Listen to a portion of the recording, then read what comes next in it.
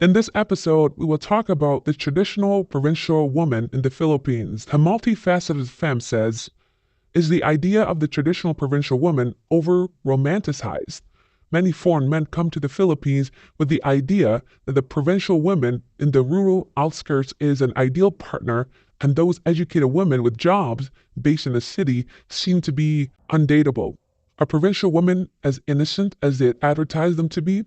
How true is this, and what are your experiences in comparison? Can you share your thoughts, especially for those who have dated women from both sides? It's very simple.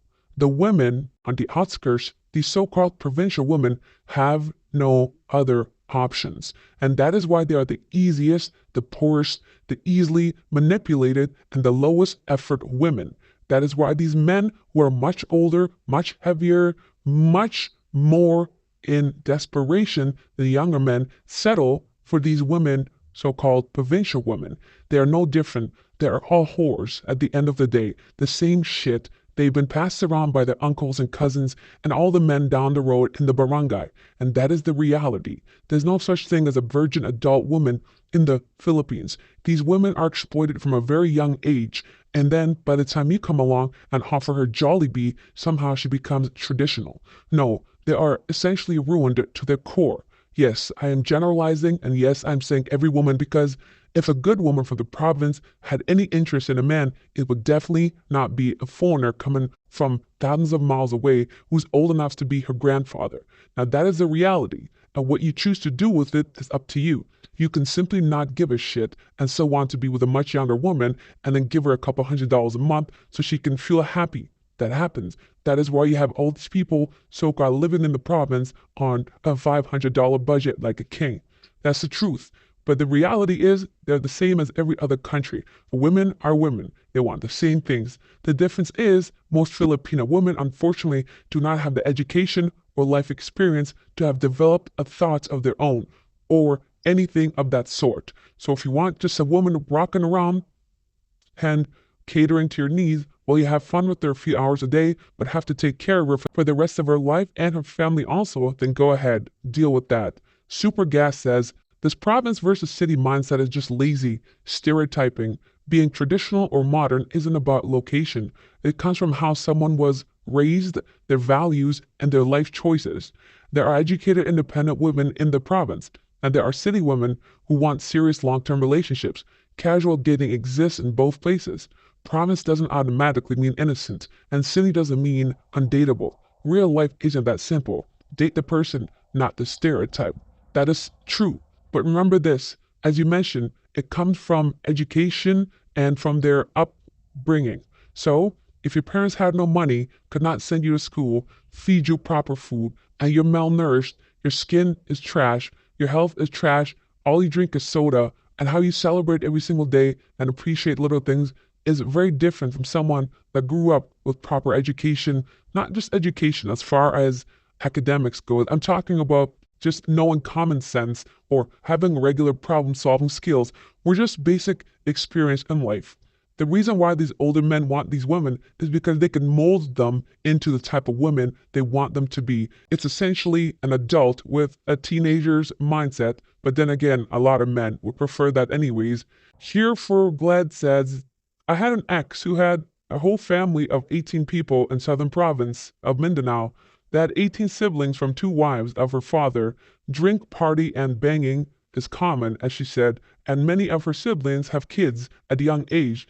That utopian ideology does not exist now. Correct. When you are young, with no school, no direction in life, and no hope, all you do is engage with other men, and that can lead to all kinds of problems, and that is why there are so many young teenage mothers in the Pino land. Magical Blast says, of course, they are over-romanticized. Most of the provincial women only play the part of the perfect wife out of desperation and get themselves out of poverty.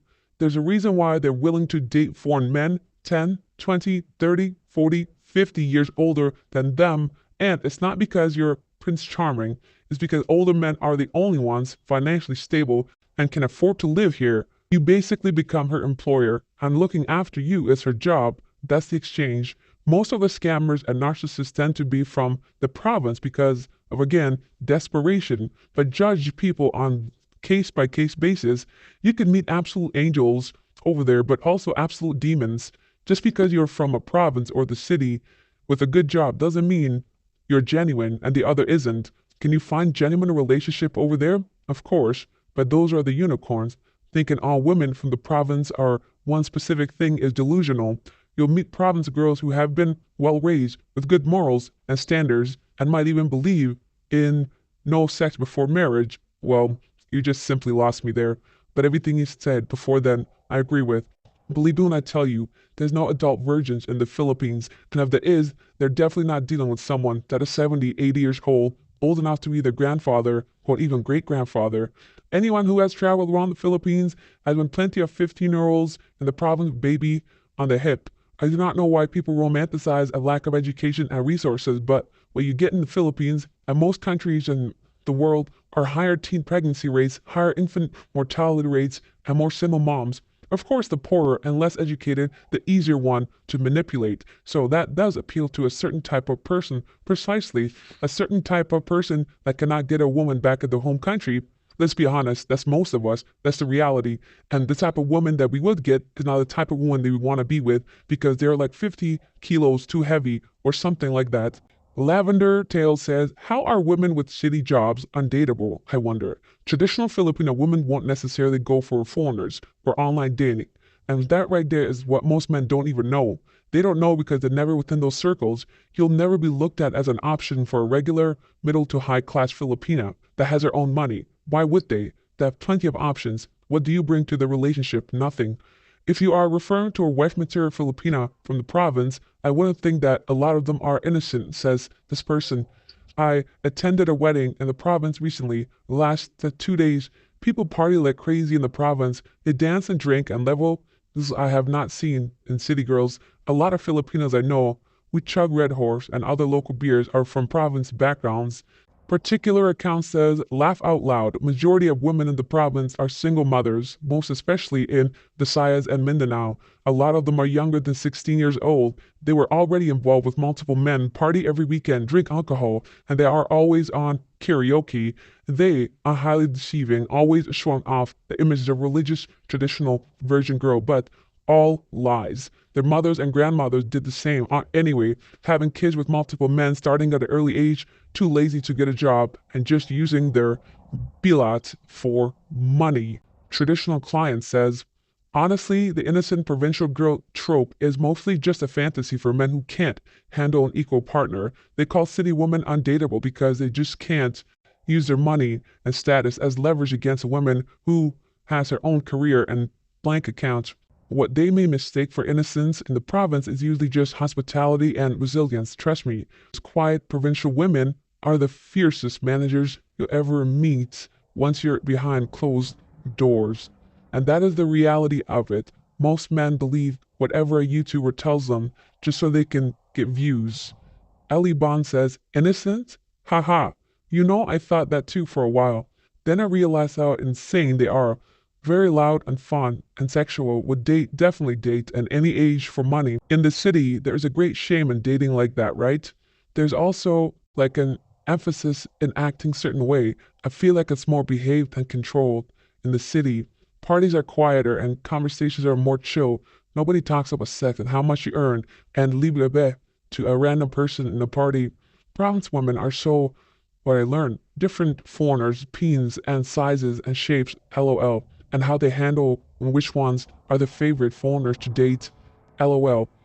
This person's writing is like a 12-year-old, I will not read it, but they're just laughing at the fact that you think province girls are innocent. Everybody knows they are the worst, actually.